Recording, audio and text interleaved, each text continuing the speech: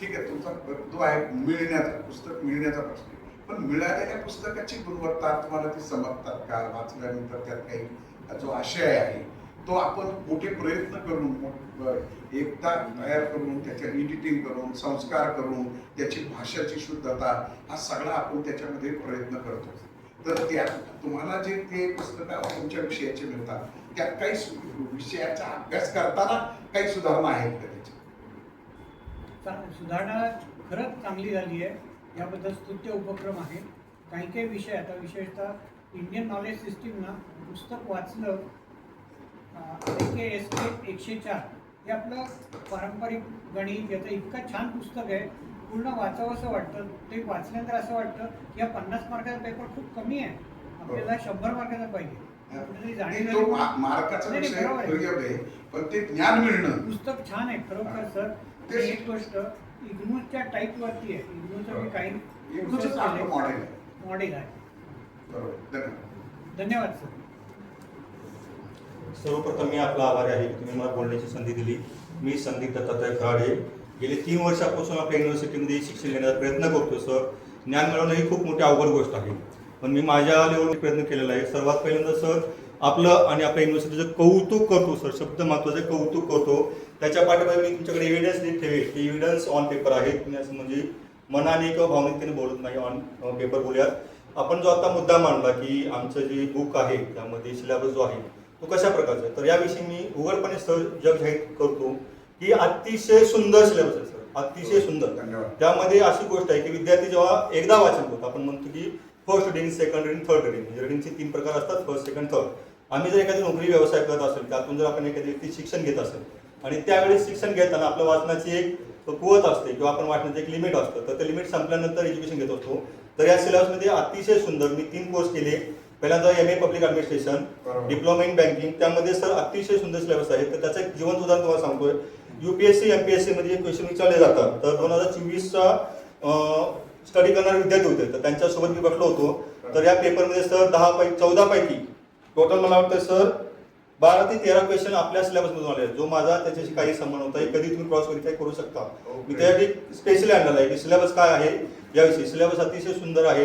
फक्त आता तुम्ही जे मागाशी सर बोला, लोक शिक्षण, संस्कार, नॉलेज बेस्ड सोसायटी, ज्ञानावर आधारित, या सर्व ज्या गोष्टी आपण बोलला सर, या 100% आपल्या विद्यापीठाकडून विद्यार्थ्यांपर्यंत पोहोचवण्याचा प्रयत्न केला जातो. विद्यार्थ्यांना सुसंस्कारित, ज्ञानावरती आधारित विद्यार्थी घडवण्याचा प्रयत्न आपण वारंवार केलेला आहे.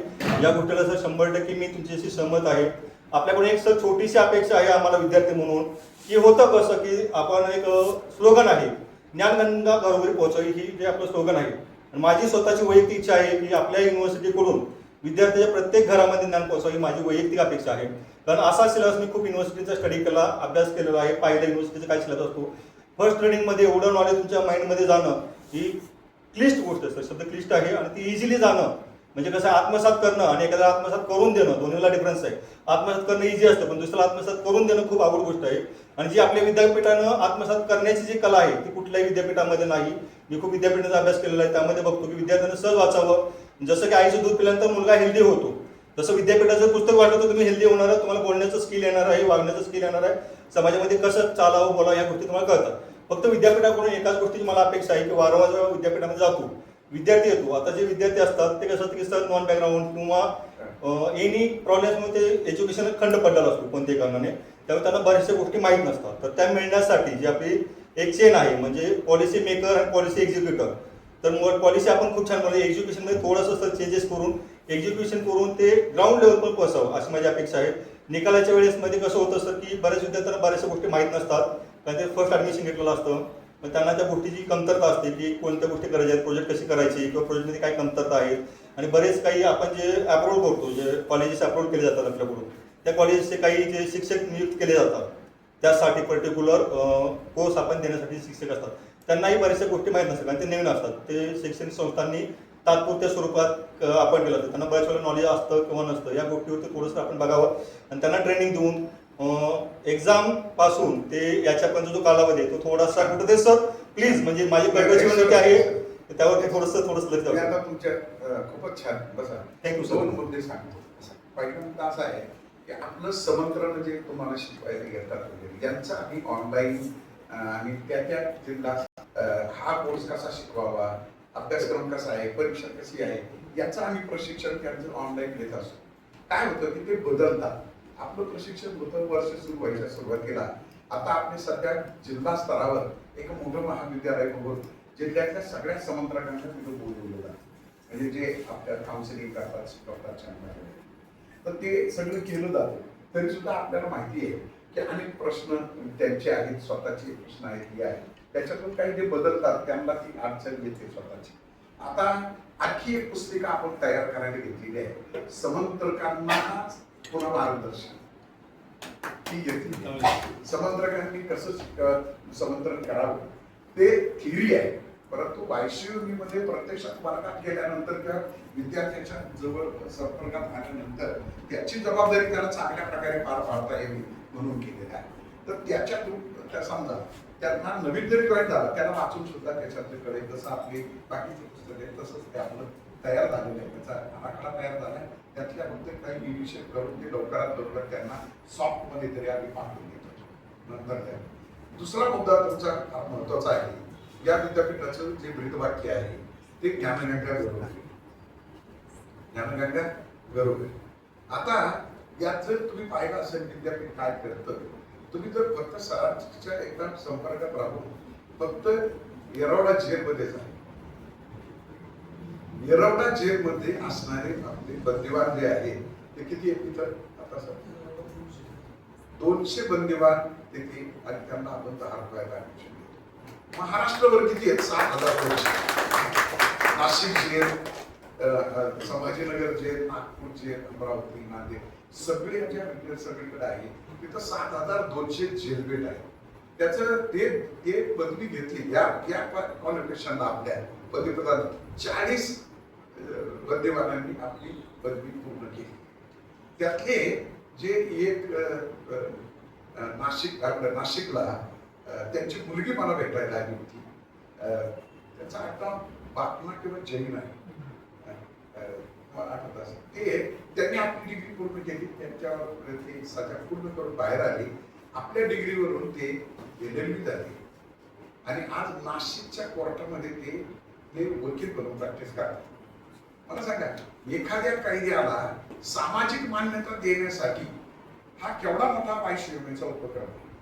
आणि हा त्यातून आपण ट्रान्सजेंडर 10 रुपयात ऍडमिशन आहे. ज्याचा कोविडमध्ये आई वडील गेले, त्याने जर ऍडमिशन घेतलं, तो आपल्याला पुरावा आणला त्यांनी, तर त्याला सुद्धा डिग्री पर्यंत शिक्षण आपण त्याचं 10 रुपयात देतो.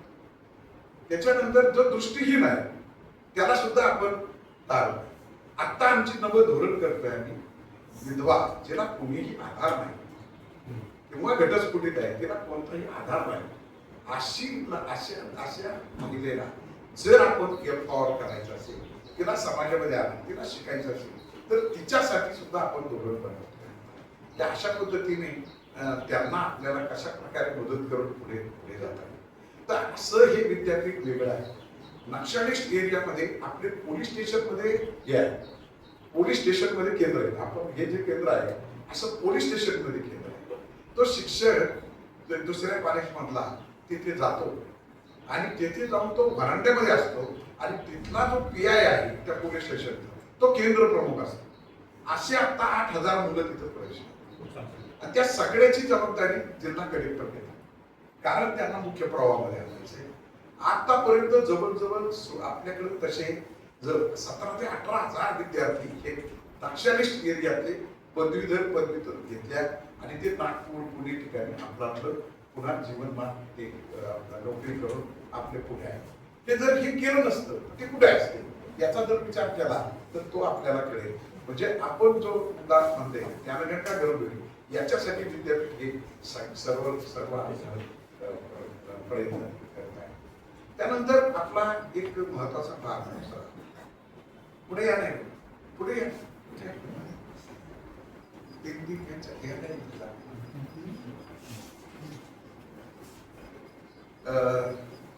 आपली जी हे झालं. मी मग अशी विचारलं वेळेत परीक्षेचा निकाल लागला का, परीक्षेच्या हॉल तिकीट तुम्हाला वेळेवर मिळतं का, किंवा त्याची माहिती तुम्हाला वेळेवर मिळते, हा विचारण्याचा भाग. एकूणच जी प्रश्नपत्रिका तुमच्याकडे आहे तिचा दर्जा, जसं तुम्ही पुस्तकाच्या दर्जाविषयी सांगा, अतिशय सुंदर आहे. कस लागतो का, म्हणजे तिथे खरोखरच तुम्हाला जो अभ्यास करून आलाय त्याला तिथे विचार करून उत्तर द्यायला असा कस लागतोय का तिथे.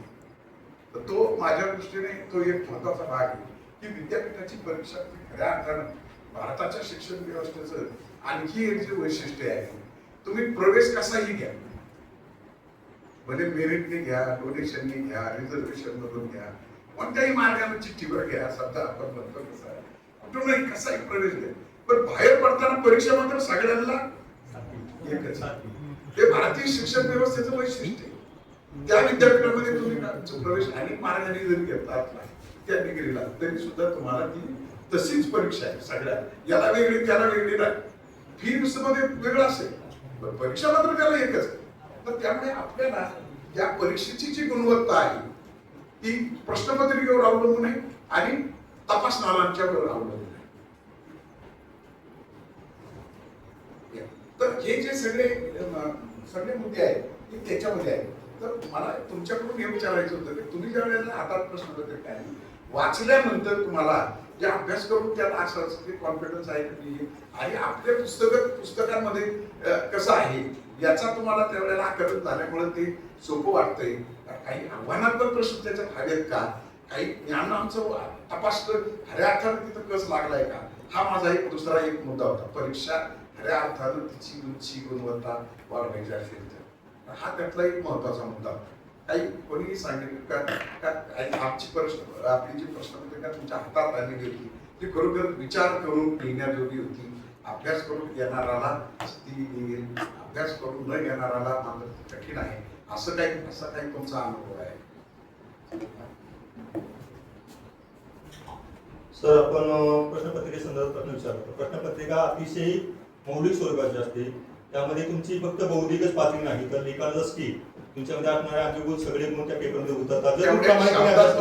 तेवढ्या शब्दात तुम्हाला हो सर, 100% तुम्ही जर प्रामाणिकपणे अभ्यास केला असेल तर जितके तुम्ही सिलेबस दिलेला आहे, जो सिलेबस तुम्ही डिझाईन केलेला आहे आणि तुम्ही एकदा किंवा दोनदा जर तुम्ही तो रिव्हिजन केला तर जितकं अपेक्षित तुम्ही ठेवलेला आहे त्याच्यापेक्षा जास्त लिहिता येतं. व तो कसं तुमचं रायटिंग स्पीड आहे यावरती डिपेंड आहे आणि तुमचा खरा कस, तुमचं स्किल नॉलेज हे तुमच्या पेपरमध्ये सर फ्लॅश तर 100% होतं. मी या कुठली ॲग्री आहे. सुरुवातीला तुम्हाला मुद्दा मांडला होता की मी काही विद्यार्थी माझ्या शेजारी UPSC MPSC करतात तर त्यांच्याशी जेव्हा त्यांचे क्वेश्चन पेपर पाहिले आणि मी जो कोर्स केला होता तर मी वन टाइम रीडिंग करून मी एक्झाम दिलेली मी स्वतः सांगतो. तर मी जवळजवळ 65% मार्क घेतले प्रामाणिकपणावरती. तर त्या बेसवरती मी तेव्हा त्या विद्यार्थ्याशी चर्चा केली तर त्यामधले क्वेश्चन जर तो त्या पर्टिक्युलर सेक्शनसाठी 15 पैकी जर 13-12 जर क्वेश्चन येत असतील तर यापेक्षा कौतुक करण्याची गोष्ट नाही. याचा अर्थ सिलेबस, क्वेश्चन पेपर अतिशय म्हणजे काठिण्य पात्र आहेच आहे, जो अभ्यास काठिण्य पात्र आहे आणि अतिशय सुंदर. तुम्ही 2.5 तासामध्ये पेपर दिलेला आहे. 2.5 तास ठीक आहे, त्यामध्ये जे लिहिण्यासाठी जेवढं अपेक्षित आहे ते तुम्ही जे डिझाईन केलेलं आहे ती एक बौद्धिक कुवत अभ्यास केलेला आहे त्या पद्धतीने पेपर सेट केलेला आहे असं मला वाटतं. त्याबद्दल तुम्ही खरंच आभारी आहे. Thank you so much. साधारणपणे आपली जे तुमच्या हातामध्ये अभ्यासाची पुस्तक आहे ती इतकी व्यापक आहे की अनेक MPSC UPSC करणारे विद्यार्थी ते वापरतात आणि ते त्याच्यानंतर त्यांना लाभ झाल्याचा अभ्यास आहे. आता दुसरा जो माझा एक आपल्याकडून जाणून घ्यायचा आहे ते म्हणजे आपली जी होम असाइनमेंट असते ती होम असाइनमेंट अलीकडे आपण गेल्या वर्षीपासून त्याच्यात चेंज केलेला आहे. पूर्वी हाताने घेऊन ते पाठवायचे, सेंटरला द्यायचे, मग त्याच्यामध्ये होती.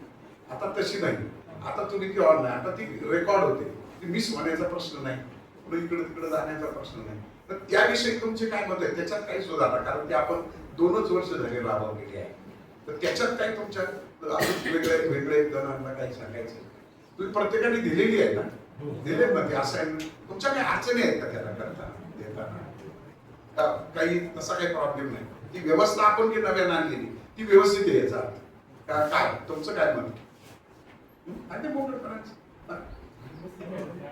अडचण नाही. तुम्ही त्यामध्ये आपण टाईप करू शकता, हाताने लिहिलेला फोटो काढून त्याला अपलोड करू शकता, अशा प्रकारची त्याच्यामध्ये सुविधा आहे.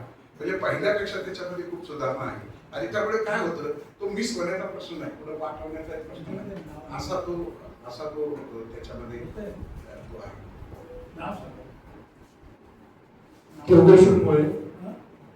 योगेश्वर मुळे कोणता कोर्स करताय प्रोग्राम? MBA ला MA आणि ते करताना मला असं वाटतं की ते खूप चांगला सिलेबस आहे आणि त्यामध्ये ते रेकॉर्डिंग जे आपण तुम्ही बोललो ना तर त्याच्यामध्ये असं वाटतं की ते इझी आहे, सोपं आहे आणि सर्वात महत्त्वाचं आजच्या टेक्नॉलॉजीचा वापर करून ते करता येते, तर ते खूप चांगलं आहे असं मला वाटतं.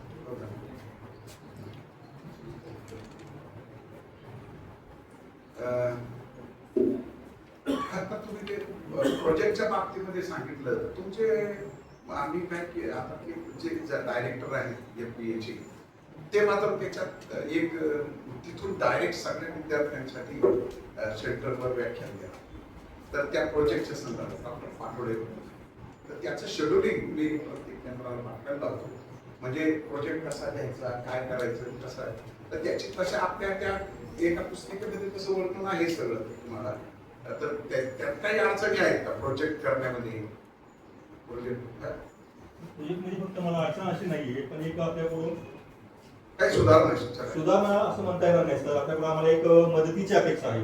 कशी? मी पब्लिक ॲडमिनिस्ट्रेशनसाठी प्रशासकीय सेवकांना भेटून त्यांच्याकडून एक प्रोजेक्ट केला होता ज्यावरती विविध प्रशासकीय सेवक आहेत कलेक्टर आहे किंवा आपले CP साहेब आहेत त्यांच्याकडे जाऊन त्याच्यावर प्रोजेक्ट करायचा होता. पण अशा ठिकाणी जेव्हा आपण जातो तर एक कॉलेजकडून आपल्याला एक लेटर किंवा कॉलेजकडून आपल्याला एक एव्हिडन्स मिळावं की आम्ही कॉलेजकडून करतोय. जेव्हा तुम्ही अशा ठिकाणी जाता आणि मागणी करता की आम्हाला प्रशासनाने माहिती हवी तर गोपनीयतेच्या कायद्याखाली आम्हाला तिथं सर अडवणूक होते. ओके ओके म्हणजे तो एक मुद्दा सर खूप ज्वलंत मला अनुभवाला आलेला आहे. तिथे गेलं त्यांनी सहकार्य खूप केलं पण त्यांचं म्हणणं असं होतं की तुम्ही जी माहिती किंवा तुम्ही पब्लिक ॲडमिनिस्ट्रेशन करता यामध्ये तुम्ही खूप वैचारिक पातळी चाललेला आम्ही तुम्हाला ॲप्रिशिएट करतो पण ॲट द पर्टिक्युलर एखाद्या सिच्युएशनला आम्हाला बॅन करावं लागतं कारण प्रशासन पोलीस प्रशासन काम कसं करतं किंवा SCP ऑफिस काम कसं करतं त्याला तुमच्याकडे अधिकृत तुम्ही अभ्यास आम्हाला असं विद्यापीठाचं एक विद्यापीठाकडून मिळावं कारण कॉलेजचं ते मान्यता देत नाहीत. मी समर्थना पाटील मॅडमांना भेटलो. नाही आम्ही त्याचं आत्ताच तुम्हाला सांगतो हां. ती ही खरं तर आपल्याकडे पहिल्यांदा आमच्याकडे सूचना आली नाही सर, हां. तर त्यात आपण काय करू तुम्ही जर एक म्हणजे आम्ही काढतो ते परिपत्रकच काढतो हो. त्या अशा प्रकारे विद्यार्थ्यांना ज्यांना अशी पत्र हवी आहेत तर त्यांच्यासाठीचा एक फॉर्मेट बनवतो आम्ही आणि तो फॉर्मेट आपल्या याच्यावर टाकून आम्ही दिलेल्या ईमेलवर जर तुम्ही त्याची अर्ज त्याला विनंती केली तर त्याच ईमेलला रिप्लाय म्हणून आमचं ते पत्र तुम्हाला त्याला आणायचे. माझं असं म्हणणं आहे की कुलगुरूंच्या मार्फत किंवा कुलगुरूंची एक ऑथॉरिटी असणाऱ्या लेटर आम्हाला जर मिळालं ते- तर एवढी गोष्ट आम्हाला ते संचालक देतात चालेल. हा अभ्यासक्रमाच्या संबंधित भाग आहे हां. त्यामुळे तिथले जे संचालक आहेत कॉमर्स अँड विभागाचे. मॅनेजमेंटचे ते देतील किंवा रिजनल डायरेक्टर चालेल सर. ते आम्ही आता काही नकांना धोरण आखतो नाही, चालेल. पत्र ते टाकतो.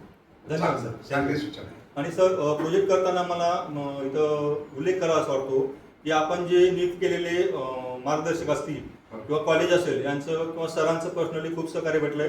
मी सरांना 2-3 वेळा रिन्यूअल भेटलोय तर यावरती मी स्वतः असं सांगेन की इतक्या बारीक लेवलला मायक्रो लेवलला त्यांनी सहकार्य केलं.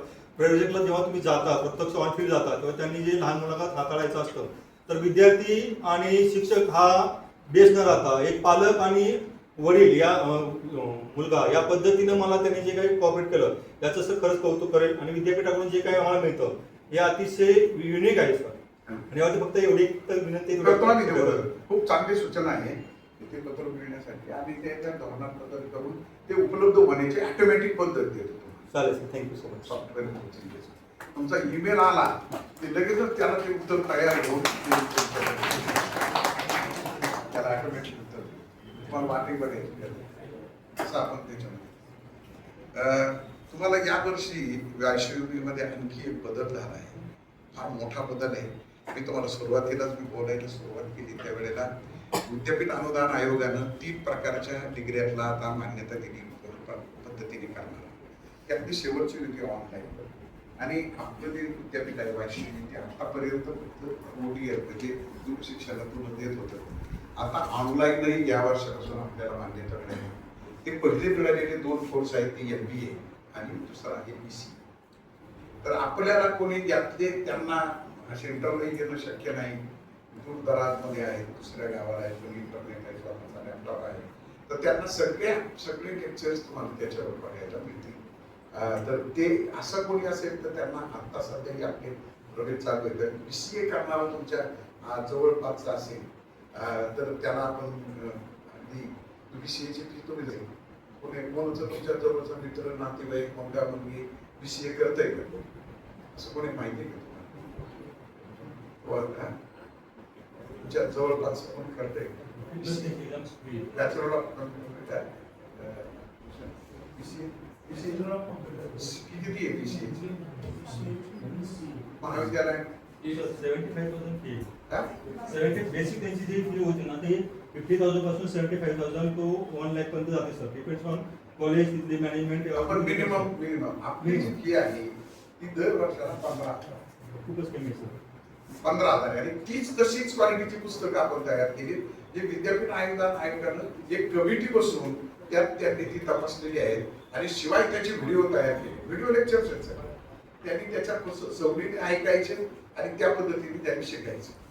अशा पद्धतीने आपण विषय आणि ते केले आणि त्या ऑनलाईनच त्याच्याकडून प्रॅक्टिकल करून घेतले. सगळे आधुनिक आपण त्याच्यामध्ये केलेले आहे की वैष्णवीची या वर्षाची खरं तर त्याच्यामध्ये भर आहे नव्यानं की आपण या पद्धतीने करतो.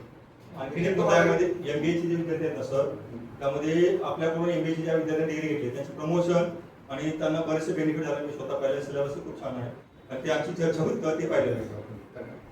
आणखी एक तुम्हाला माहिती सांगतो की तुम्ही यावर्षी जे ग्रॅज्युएट होती जे पोस्ट ग्रॅज्युएट आणि ग्रॅज्युएट तुम्हाला जी डिग्री मिळणार आहे ती डिग्री ब्लॉकचेन बेस मिळणार आहे. तुमची डिग्री कोणीही चुकू शकणार नाही, डुप्लिकेट बनवू शकणार नाही. किती गेली पुढे गेली तरी त्याला ते त्या डिग्री बदल करायला त्याला 15 वर्ष लागतील. ते ब्लॉकचेन त्याच्यामध्ये म्हणजे तर ते अशा प्रकारचं टेक्निक आपण त्याच्यामध्ये वापरलेलं आहे. आणि हा जो ब्लॉकचेन बेस्ड डिग्री मला वाटतं तुम्हाला काही जणांना याच्या पूर्वीची केलेली असेल तर मिळालेली असणार आहे. त्याच्यावर त्या ब्लॉकचेनचा जो QR कोड आहे त्याच्यावर क्लिक केलं तर तुम्हाला सर तुमची डिग्री सॉफ्ट मध्ये मिळालेली असेल. दुसरं कॉन्व्होकेशन झाल्यानंतर एका तासात तुमच्या तुम्ही दिलेल्या नंबरवर डिग्री आली असेल. असं कोणी मागच्या कॉन्व्होकेशनला अर्ज भरलेला होता का आपल्यापैकी? किती जण होते दुसरी डिग्री करताना वगैरे?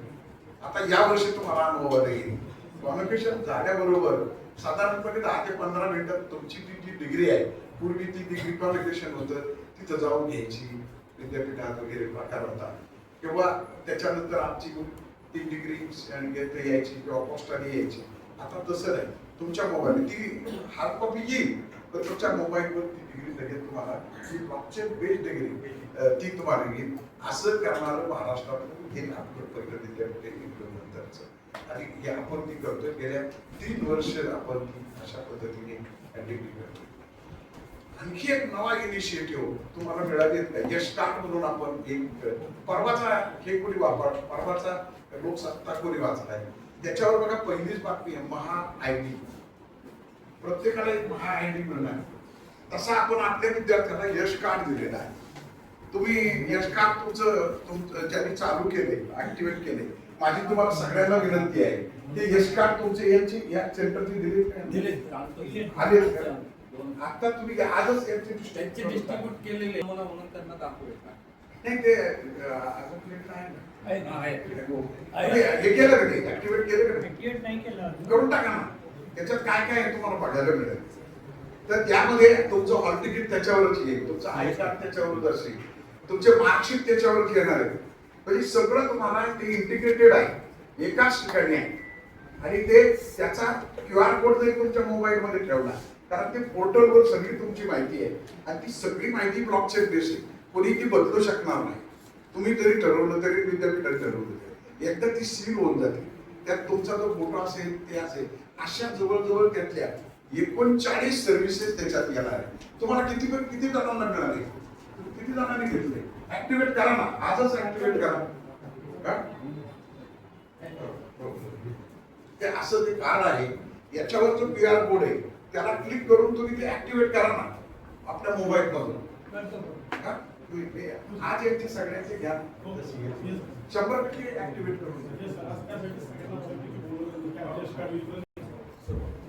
हो तर सांगा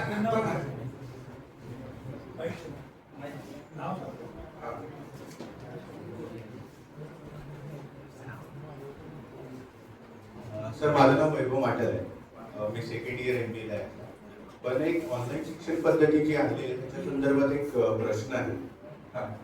जसे की माझे मित्रमंडळी आहेत किंवा रिलेटिव्ह असतील याच्या रिमोट एरियामध्ये जिथे इंटरनेटचा अभाव आहे किंवा इलेक्ट्रिसिटीचा अभाव आहे. तर त्यांच्यासाठी जी ऑनलाईन शिक्षण पद्धती आहे ती मला वाटतं एवढी फ्रुटफुल होणार नाही. मग त्यांच्यासाठी जे आपलं इन्स्टिट्यूट मार्गे जे शिक्षण पद्धती हे चालूच राहणार आहे. पण आता सध्याच्या वेळेला जी सीईटीची परीक्षा आहे, सीईटी रजिस्ट्रेशन आहे ऑफलाईनसाठी, ते बंद आहे. त्याच्यामुळे त्यांना ऍडमिशनला काही अडचण नाही. मग ते कधीपर्यंत चालू होऊ शकतं? वैष्णवी संदर्भ वायसी कोणती परीक्षा? एमबीए एमपीएससी सांगतो ना. तर त्यांच्या आता काय झालंय, त्यांनी जर माहिती काढली ना, प्रत्येक ग्रामपंचायतीमध्ये नीट आहे. कारण ते मुख्यमंत्र्यांनी काय केलंय की त्या गावामध्ये जर काही डिझास्टर घडला, भूकंप घडला, त्यांना काय ते तिथं जाऊन ते नेट करून ते देऊ शकतात. प्रत्येक गावात इंटरनेट चालू आहे. छोटे तुम्ही माहिती घ्या, माझ्या गावात सुद्धा मी गेलो ग्रामपंचायत